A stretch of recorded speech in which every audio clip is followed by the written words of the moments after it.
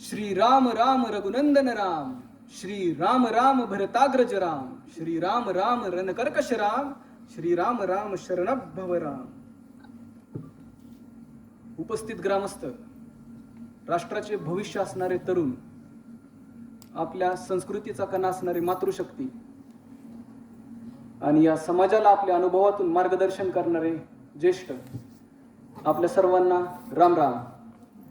मी प्रभू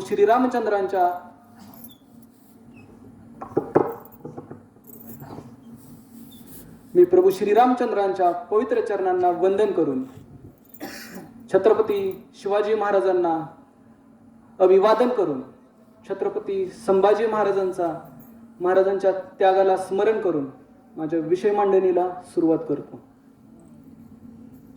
दिशाए दस गुणगान की, दिशाए दस गुणगान की, गाथा सुनाएगी अमृत इतिहास की, महर्षि दधीच के वंशज हम, हमारी अस्तिया भी राष्ट्र हित में काम आएगी, हमारी अस्तिया भी धर्म हित में काम आएगी. गौर करो भगवाधारी हिंदू है हम, ये बात तुम्हें समझ आएगी, ये बात तुम्हें समझ आएगी.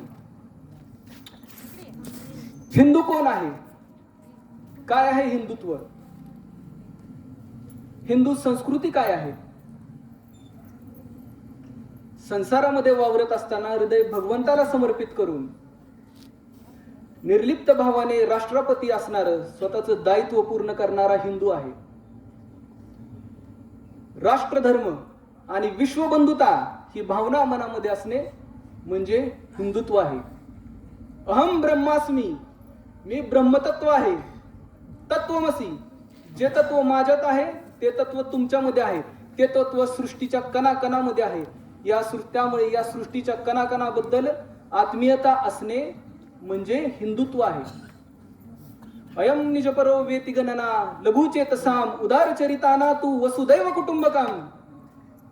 उच्च नीच असा भेदभाव मनामध्ये न ठेवता संपूर्ण विश्वाला कुटुंब मानणारी आपली हिंदू संस्कृती आहे. आपली हिंदू संस्कृती अधिकाराला नाही, कर्तव्याला प्राधान्य देणारी संस्कृती आहे. आज विवाह झालेला आहे, उद्या राज्याभिषेक होणार आहे, परंतु वडिलांच्या वचन पूर्ततेसाठी सिंहासनाचा त्याग करून वनवास स्वीकारणाऱ्या प्रभू श्रीरामचंद्रांना आदर्श मानणारी ही संस्कृती आहे. वह तो स्वयं भगवान थे, प्रजा तो बस राम की थी, धर्म ही था छोड़ देते, वचन ही था तोड़ देते, पर पीढ़ियां क्या सीख लेगी राम की चिंता यही थी, पीढ़ियां क्या सीख लेगी राम की चिंता यही थी. या वैयक्तिक हितापेक्षा सामाजिक हिताला प्राधान्य देणारी ही आपली संस्कृती आहे. ही हिंदू संस्कृती आहे. आपले तुकोबाराय तर या हिंदुत्वाच्या सीमांना स्वदेश आमचा भुवन त्रयामध्ये वास, या हिंदुत्वाच्या सीमांना त्रैलोक्यापर्यंत घेऊन जातात, त्याच्या सीमांना त्रैलोक्याच्या मर्यादेशी जोडतात. असं संपूर्ण विश्वाला आपलं कुटुंब मानणारी, सर्वांना आपलंसं करणारी, कोणताही भेदभाव मनामध्ये न ठेवणारी, सर्व विचारधारांचा सन्मान करणारी ही अशी आपली संस्कृती. आपल्या या संस्कृतीवर वारंवार आक्रमण झाली. आक्रांतांनी वारंवार आपल्या संस्कृतीला इजा पोचवण्याचा प्रयत्न केला, तरीही आजच्या घडीला सुद्धा आपली ही संस्कृती टिकून आहे. याचं कारण म्हणजे आपल्यामध्ये अनुवांशिकच असणारे पौरुषत्व आणि चिकाटी. मग सम्राट चंद्रगुप्त मौर्यांनी त्या ग्रीकांना धुडकावून लावलेला संदर्भ असो, किंवा महाराज विक्रमादित्य यांच्या आधिपत्याखाली हुनांचा केलेला पाडाव असू द्यात, शालिवाहन आणि यशोधर्मन यांच्या पराक्रमी बाहूंनी पिचाटून काढलेले शक असू द्यात, या मुघलांच्या जाचातून या मातृभूमीला मुक्त करणारे छत्रपती शिवाजी महाराज, छत्रपती संभाजी महाराजांसारखे वीर तेजस्वी पुरुष असू द्यात, किंवा या इंग्रजांच्या पारतंत्र्यातून आपल्या या राष्ट्राला मुक्त करणारे आपले वीर क्रांतिकारक असू द्यात,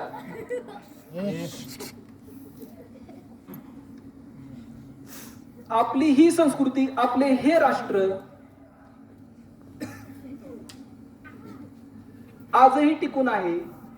हे आपल्याला दान नाही मिळालेलं, हे आपल्याला भेट नाही मिळाली, हे आपल्याला दान मिळाले. या महापुरुषांनी दिलेलं दान आहे. अतिशय रक्तरंजित आणि जळजळीत संघर्ष या मातृभूमीने पाहिलेला आहे. बंदा बहादूर यांना बंदी बनवलं मुघलांनी आणि इस्लाम स्वीकारण्यासाठी, धर्मांतरण करण्यासाठी दबाव टाकला. काय केलं असेल विचार पण तुम्ही करू शकत नाही. 4 वर्षाचा मुलगा त्यांचा, बंदा बहादूरला बंदी बनवलं, ते त्यांच्या 4 वर्षाच्या मुलाला त्यांच्या हातामध्ये दिलं आणि त्यांच्या हातामध्ये त्या मुलाचे तुकडे केले. त्या मुलाचं हृदय त्या बंदा बहादूरच्या मुखामध्ये कोंबलं. का? कारण तो हिंदुत्व सोडत नाहीये, तो हिंदू धर्म सोडत नाहीये, इस्लामचा स्वीकार करत नाहीये, धर्मांतरण करत नाहीये. एवढं होऊनही बंदा बहादूरने धर्मांतरण केलं नाही. शेवटी त्या बंदा बहादूरचे डोळे काढले, हात पाय विलग केले शरीरापासून, त्वचा ओरबाडून काढली, 7 दिवसांच्या यातना दिल्या आणि शेवटी शिरच्छेद करून त्या बंदा बहादूरचा त्यांना मारलं. पण तरीही शेवटपर्यंत त्यांनी हिंदुत्व सोडलं नाही. मुक्त संगो नहवादी धृत्युत्साह समन्विता सिद्ध सिद्धो निर्विकार करता सात्विक उच्चते. याचं तात्पर्य असं आहे, जो व्यक्ती बुद्धीने आणि ऊर्जेने परिपूर्ण आहे, जो व्यक्ती कोणताही पक्षपात करत नाही, जो व्यक्ती सिद्धी किंवा असिद्धीमध्ये लिप्त न होता निर्विकार कार्य करतो, तो व्यक्ती सात्विक कर्ता म्हणून गणला जातो. असे व्यक्ती होते आपले छत्रपती संभाजी महाराज. 16 भाषांचा त्यांना अभ्यास होता, 16 भाषा त्यांना ज्ञात होत्या. वयाच्या 14व्या वर्षी त्यांनी बुधभूषण हा ग्रंथ लिहिला.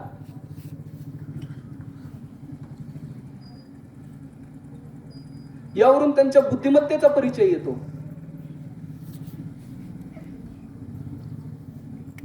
जमिनीवर मुघल,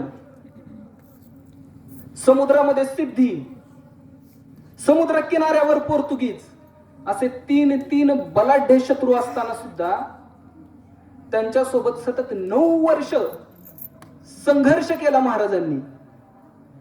140 लढाया केल्या, एकही लढाई हारले नाहीत. काही शक्ती असेल त्यांची, यावरून त्यांच्या शक्तीचा परिचय येतो. शेवटी त्या मुकर्रब खानानं कपट करून संभाजी महाराजांना बंदी बनवलं. 40 दिवस त्या औरंग्याच्या कैदेत होते ते.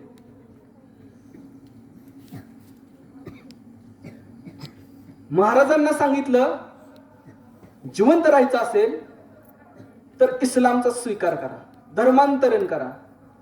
महाराजांनी स्वीकार केला नाही.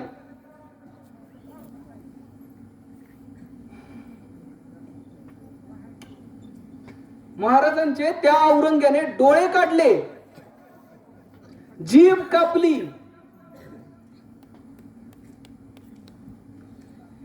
40 दिवस त्या महाराजांच्या शरीराच्या एका अंगाला इजा करत राहिले, प्रचंड अमानुषपणे प्रताडित करत राहिले.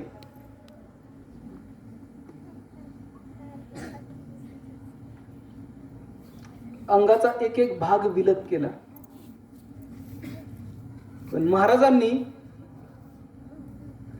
जगदंब जगदंब जगदंब म्हणत प्राण सोडले, पण धर्म सोडला नाही.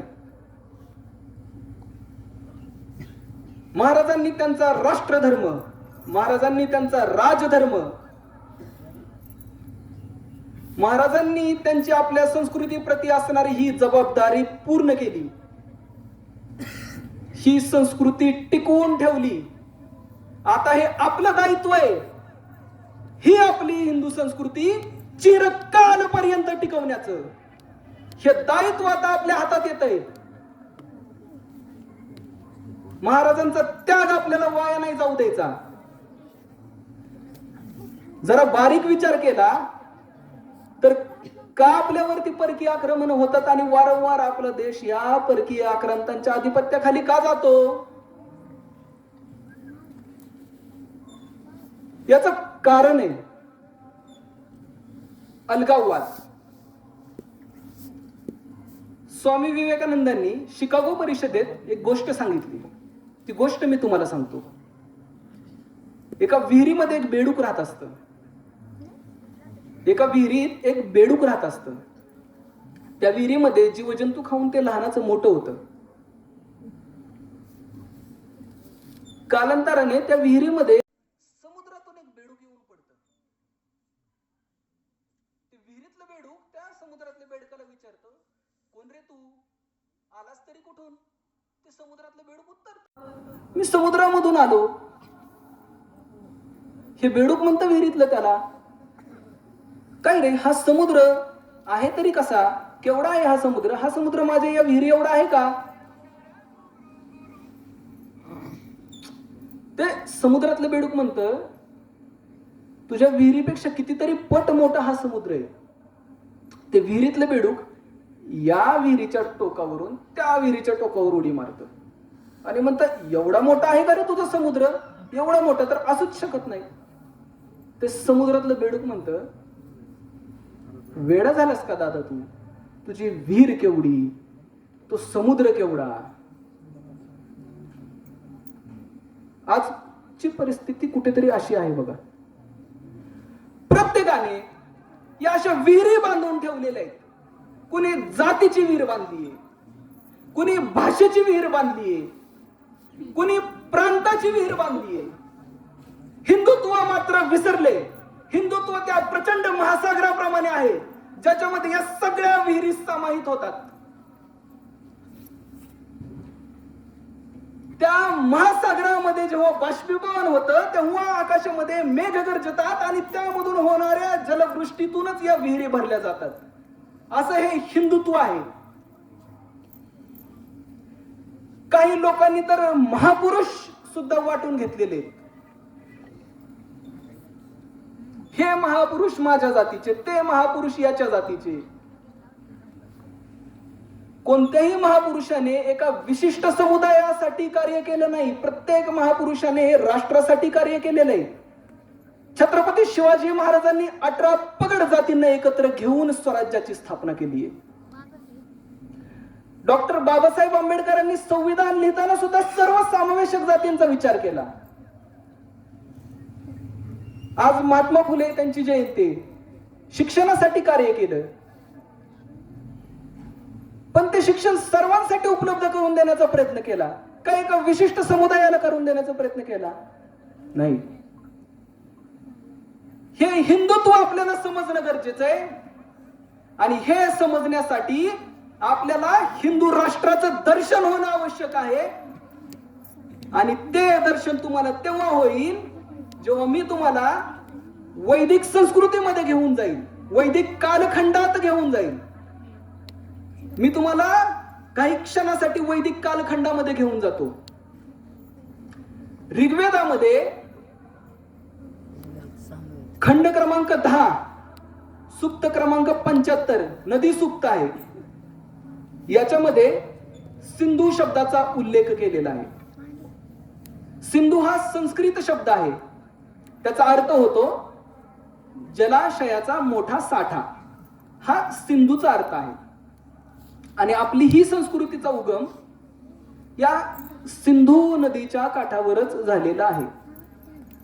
सिंधू नदीच्या काठावर उगम झालेली संस्कृती कालांतराने सप्तसिंधूच्या प्रदेशात फुलली. सप्तसिंधू म्हणजे रावी, बियास, सतलज, सिंधू, चेनाब, झेलम आणि सरस्वती जी आता सुकलेली आहे नदी, या 7 नद्यांच्या प्रदेशामध्ये ही संस्कृती फुलली आणि या संस्कृतीचा विस्तार पुढे पंजाब पासून हरियाणा, पांचाल, कुरु असा विस्तार होत गंगेपर्यंत विस्तार झाला.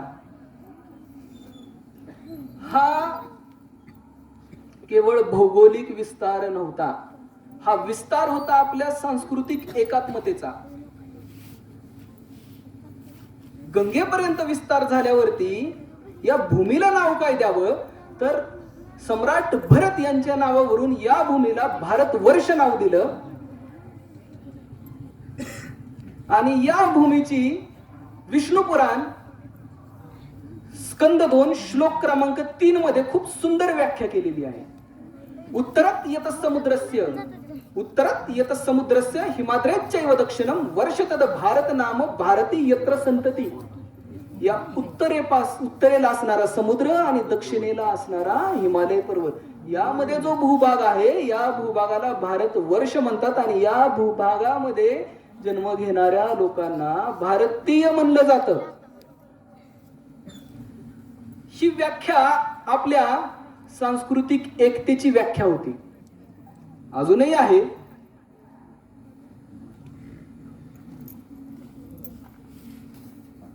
विक्रम संवत पूर्व 500 ते 550 कालखंडात येऊ. वैदिक कालखंडाचं तर तुम्हाला सांगितलं. त्या वैदिक कालखंडामध्ये जेव्हा आपले ऋषीमुनी यज्ञ करत होते तेव्हा त्या जे पाश्चात्य संस्कृतीला आपण बघतो ना, तिथं बर्फाची चादर झाकलेली होती. आता या विक्रम संवत पूर्व 550 ते 500 या कालखंडामध्ये पर्शियन लोक आपल्या भूमीमध्ये आले. पर्शियन लोकांनी सिंधूचा उल्लेख हिंदू केला आणि सप्त सिंधूचा उल्लेख हप्त हिंदू केला. कारण त्यांच्यामध्ये स ला ह असं लिहितात. त्यांच्या अवेस्ता नावाच्या वाङ्मयामध्ये या शब्दांचा उल्लेख येतो. आणि आपल्याला हिंदू नाव प्राप्त झाले आणि जगानेही आपल्याला हिंदू नावानेच ओळखलं. विक्रम संवत पूर्व 350 कालखंडात येऊ आपल्या भूमीमध्ये ग्रीक आले. ग्रीकांना हिंदू बोलता येत नव्हतं, ते हिंदोज म्हणाले. ते म्हणाले हिंदोज. हिंदोजचा अपभ्रंश झाला इंडोज. इंडोजचा कालांतराने अपभ्रंश होत इंडियन नाव आपल्याला मिळालं. परंतु या विश्वाने आपल्याला हिंदू म्हणूनच स्वीकारलं आणि आपल्या पूर्वजांनी सुद्धा हे हिंदू नाव खूप आत्मीयतेने आत्मसात करून घेतलं.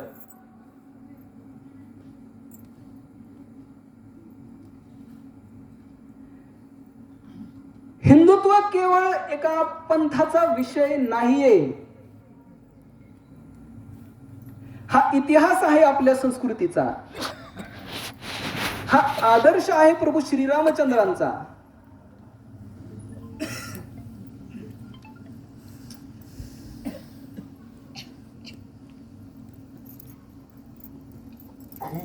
बुद्धांची करुणा,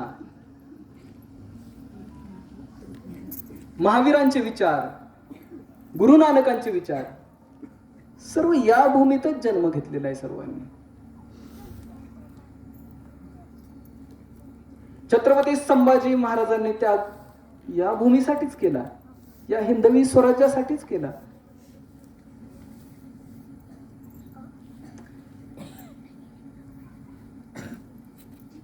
ही भूमी आहे वेदांना मानणाऱ्या सनातनींची. ही भूमी आहे बुद्धांना मानणाऱ्या बौद्धांची. ही भूमी आहे महावीरांना मानणाऱ्या जैनांची. ही भूमी आहे गुरु नानकांना मानणाऱ्या शिखांची. प्रत्येकाची पूजा आणि आराधना करण्याच्या पद्धती जरी वेगळ्या असल्या तरी संस्कृती मात्र एकच आहे आणि ती आहे हिंदू संस्कृती. मग आता एवढं मी तुम्हाला सांगितलं तर मला एक सांगा तुम्ही, आपल्याला हिंदू राष्ट्र करायचं आहे का हे हिंदू राष्ट्र आहेच. काय हे हिंदू राष्ट्र होत आहे आणि चिरकाल पर्यंत राहणार.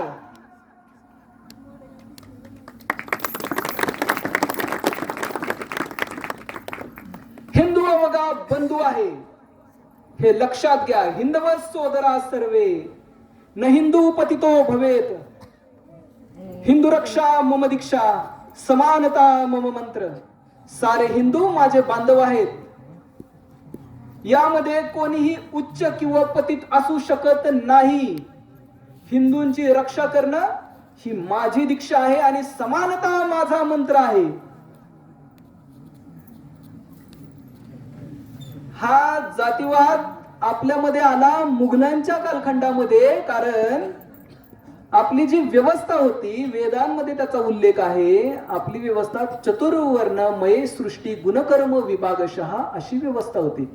याचा अर्थ असा आहे की वर्ण व्यवस्थेला जन्माच्या आधारावर न धरता गुण आणि कर्माच्या आधारावर ती धरलेलं होतं. जो सुरक्षा करतो, शस्त्र हातात घेतो आणि त्याची उपजीविका मिळणाऱ्या करावरती चालते तो क्षत्रिय. जो ज्ञानदानाचं कार्य करतो, जो ज्ञान देतो, ज्याची उपजीविका मिळणाऱ्या दानावरून चालते ते ब्राह्मण. जे व्यापार करतात, ज्यांची उपजीविका मिळणाऱ्या नफ्यावर चालते ते वैश्य. जे सेवा देतात आणि ज्यांची उपजीविका ही मिळणाऱ्या श्रमाच्या मोबदल्यावर चालते ते शूद्र. महर्षी वाल्मिकी तुम्हाला माहित असतील. कोण होते ते? वाल्याचा वाल्मिकी झाला आपण म्हणतो. आदिवासी होते, दरोडेखोर होते. रामनामाचा मंत्र मिळाला आणि महर्षी वाल्मिकी झाले. महर्षी कशाच्या आधारावर दिलं त्यांना? त्यांच्या गुण आणि कर्माच्या आधारावरती ते महर्षी झाले. तर हा जातीवाद आपल्यामध्ये कधीही नव्हता. हे मुघलांनी जेव्हा, ह्या परकीय आक्रमकांनी जेव्हा आक्रमण केली आपल्यावरती, या आक्रमणानंतर स्वतःला सुरक्षित ठेवण्यासाठी लोकांनी समूह बनवण्यास सुरुवात केली. आणि या समूहातून कालांतराने पुढे ब्रिटिश आल्यानंतर त्या ब्रिटिशांनी 1871 मध्ये पहिली जनगणना केली आणि त्याला जातीचं स्वरूप दिलं. 1901 ला त्या जातीच्या स्वरूप 1901 च्या जनगणनेमध्ये त्या जातीच्या स्वरूपाला कायम रूप दिलं. ही जाती व्यवस्था परकीय आक्रमकांनी दिली. आपल्याला जातीवादामध्ये अडकायचं नाहीये. अरे कालोघातच उभ्या राहिल्या भिंती जाती पातींच्या. भेद भेदुनी भिंती पाडुनी समरसताही आणूया. राष्ट्र नव्याने घडवूया, राष्ट्र नव्याने घडवूया. हे हिंदू राष्ट्र आहे. आता आपल्याला आपली दृष्टी अधिक व्यापक करणं गरजेचं आहे. या भारताला विश्वगुरु भारत बनवणं गरजेचं आहे. आता आपल्याला आपलं क्रयशक्ती विश्वगुरु भारत बनवण्यामध्ये लागायची आहे. त्यासाठी या सामाजिक समरसतेबरोबर आपल्याला स्वबोध आणि स्वकर्तृत्वाची जाणीव होणं गरजेचं आहे. इहमे किन्नु कर्तव्यम अकर्तव्यम किमस्तिच इति चिंतयता पुंसा कर्मशुद्ध भवेद ध्रुवम. या सृष्टीमध्ये माझं कर्तव्य काय आहे, मी काय केलं पाहिजे आणि काय नाही केलं पाहिजे. मी जे कर्म करतोय ते नीतीसंगत आहे का, ते धर्मसंगत आहे का, मी करणाऱ्या कर्मातून समाजाचा फायदा होईल का, माझ्या देशाचा फायदा होईल का, या राष्ट्राचा फायदा होईल का, असा विचार करून कर्म करणाऱ्यांचे कर्म नेहमीच शुद्ध होतात, यात शंका नाही. आपली स्वसंस्कृती आपल्याला आत्मसात करणं गरजेचं आहे. पाश्चात्य संस्कृती अवलंबने म्हणजे विकास होणे नाही, हे समजून घ्या. सर्वात जास्त विकसित ही आपली संस्कृती आहे. ही माणसाला माणसाशी जोडणारी आपली संस्कृती आहे. जेव्हा एखाद्या राष्ट्रावर आक्रमण करायचं असतं, राष्ट्रावरती आधिपत्य गाजवायचं असतं, तेव्हा हे राष्ट्रविघातक शक्ती ज्या असतात, देशी असो किंवा विदेशी असो, या शक्ती पहिलं आक्रमण आपल्या संस्कृतीवर करतात. तुम्हाला रावण सांगतील ह्या राष्ट्रविघातक शक्ती की रावण कसा चांगला होता ते सांगतील की सीतेला रावणाने बंदी बनवलं पण स्पर्श केला नाही, पण त्याच्या मागची गोष्ट नाहीच सांगणार ते. त्या रावणाने त्याच्याच पुत्रवधूवरती अत्याचार केला होता, त्याच्या पुत्रवधूने त्या रावणाला शाप दिला होता की तू परस्त्रीला हात लावला तर तू नष्ट होशील, भस्म होशील, तुझे चिथडे उडतील तुझ्या मस्तकांचे, म्हणून त्याने सीतामातेला स्पर्श नाही केला. हे नाहीच सांगणार ते. मग हा रावण कसा चांगला हे दाखवण्याचा प्रयत्न या राष्ट्रविघातक शक्ती करतात. तर आपल्याला ही आपली संस्कृती जोपासायची आहे, भ्रमित व्हायचं नाहीये. राष्ट्राची आर्थिक सुबत्ता वाढवण्यासाठी आपल्याला शक्य तितका स्वदेशी उत्पादनाचा अवलंब करायचा आहे. आपल्या रोजच्या जीविकेमध्ये शक्य तितक्या स्वदेशी उत्पादनाच्याच गोष्टी खरेदी करण्याचा प्रयत्न करायचा. याने देशाची आर्थिक सुबत्ता वाढेल. तरुणांनी विविध कौशल्य शिकून घ्यायचे, त्यातून विविध व्यवसाय उभे करायचे, यातून रोजगार वाढेल आणि आपल्या देशाची तरुण शक्ती जी आहे ती योग्य दिशेला कार्यान्वित होईल. तेव्हा आपल्या राष्ट्राला विश्वस्तरावरील निर्णय घेण्याचं सामर्थ्य प्राप्त होईल. छत्रपती शिवाजी महाराजांचा जेव्हा राज्याभिषेक झाला तेव्हा ते मावळ्यांना उद्देशून म्हणले होते, अहत तंजावर तहत पेशावर अवघा मुलुक आपुला. जर आपल्या राष्ट्राला या विश्वस्तरावरील निर्णय घेण्याचं सामर्थ्य प्राप्त झालं तर होईलच की अहत तंजावर तहत पेशावर अवघा मुलुक आपुला. व्यक्तीचा विकास 3 प्रकारे होत असतो: शारीरिक विकास, बौद्धिक विकास आणि भावनिक विकास. शारीरिक आणि बौद्धिक विकास हा होतोच, पण हा भावनिक विकास जो आहे हा विकास होणं महत्वाचं आहे. जेव्हा हा भावनिक विकास होईल तेव्हा वाढणाऱ्या वृद्धाश्रमांची संख्या, वाढणाऱ्या घटस्फोटांची संख्या, स्त्रियांवरील होणारे अत्याचार, वाढणारे बालगुन्हेगारी याचं प्रमाण कमी होऊन जाईल. कधी? जेव्हा भावनिक विकास होईल तेव्हा. मग हा भावनिक विकास कुठून होऊ शकतो? तर कुटुंब व्यवस्थेतून मिळणाऱ्या संस्कारातून हा भावनिक विकास होतो. आणि या कुटुंब व्यवस्थेतून जे संस्कार देणारी आहे ती म्हणजे आपली मातृशक्ती, जी या संस्काराची जननी आहे. आपली ही मातृशक्ती या आपल्या संस्कृतीचा कणा आहे. आपल्या संस्कृतीने मातृशक्तीला नेहमी देवीचं स्थान दिलेलं आहे. या मातृशक्तीच्या संस्कारातून मोठं परिवर्तन घडू शकतं. इतिहास साक्षी आहे. जेव्हा मुघलांचे अत्याचार वाढले होते तेव्हा आई जिजाऊंनी ईश्वराला आवाहन केलं होतं, हे आई जगदंबे, हे धर्मरक्षिके, मला एक असा पुत्र दे जो या मुघलांच्या जाचातून या मातीला सोडवेल आणि हिंदवी स्वराज्याची स्थापना करेल. तर शिवनेरीच्या शिवाईने आई जिजाऊंच्या पोटी या मातीला स्वातंत्र्य सूर्य बहाल केला. आई जिजाऊंनी दिलेल्या संस्कारातून बाल शिवाजी पुढे जाऊन छत्रपती शिवाजी महाराज झाले आणि कित्येक पिढ्यांच्या नशिबी येणारी गुलामगिरी संपुष्टात आली. ही ताकद आहे या मातृशक्तीच्या संस्कारामध्ये.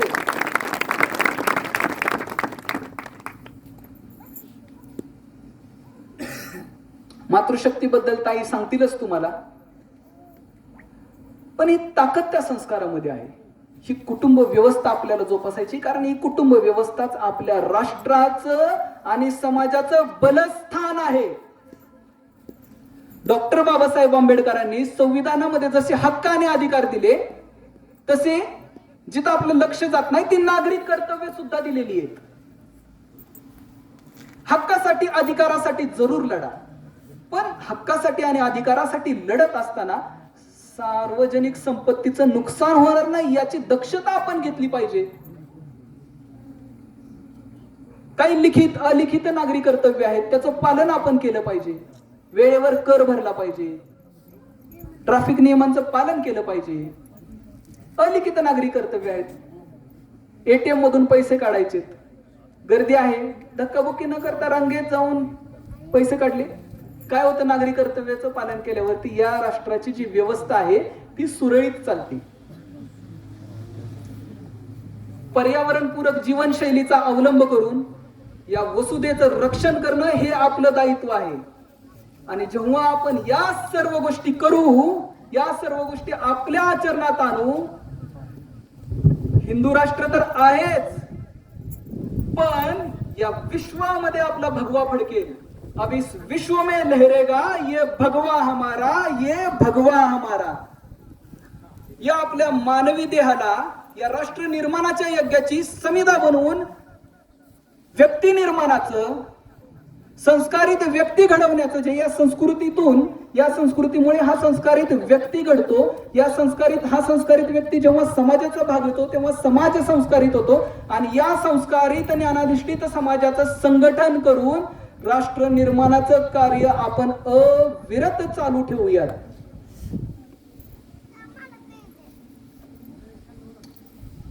मंत्रशक्ती कृतयुगे, त्रेताया दंडशक्ती, द्वापारे युद्धशक्ती, संघशक्ती कलोयुगे. या पुण्यभूमीवर उभं राहून स्वर्गामधून मला ऐकत असणाऱ्या देवतांना, आपल्या पूर्वजांना साक्षी मानून सत्ययुगाच्या निर्माणाच्या प्रतीक्षेत असणाऱ्या सप्त चिरंजीवींना आवाहन करून आपल्यासारख्या ज्ञानाधिष्ठित समाजाला संघटित करून आपल्या विश्वासाने मी आपल्याकडे पाहून मोठ्या अभिमानाने या हिंदू राष्ट्राकडून उद्घोषणा करू शकतो की सत्ययुगस्य निर्माणस्य आरंभम. नमः पार्वती पते हर हर, नमः पार्वती पते हर हर. जय श्रीराम, जय जय जय जय जय श्रीराम.